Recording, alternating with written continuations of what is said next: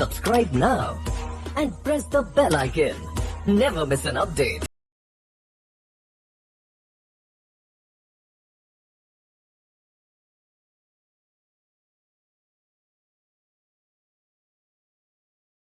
Alright, so here we are on the Shopify dashboard, and the first thing is, if you want to install the theme, click on Online Store and basically click on Themes. So let's go ahead right now and explore the free themes that you can use on your store. Obviously, like I said, there are very, very expensive themes, and some of you might be scared of how expensive or how much it costs to get a theme. Now, the theme that's installed by default, it says here, current theme is Dawn.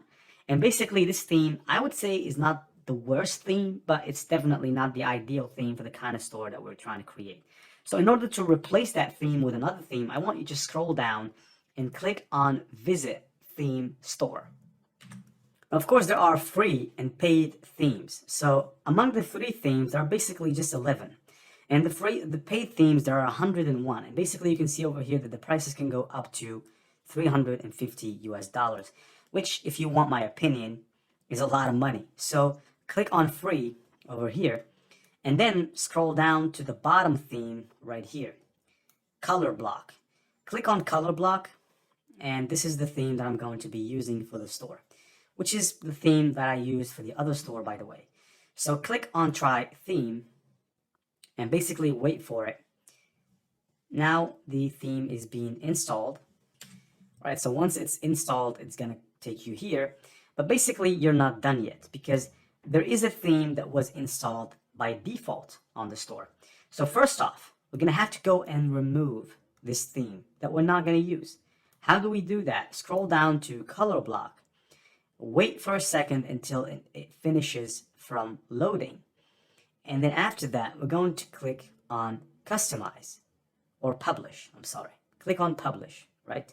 So click on publish again, and basically this theme was published, Dawn was unpublished.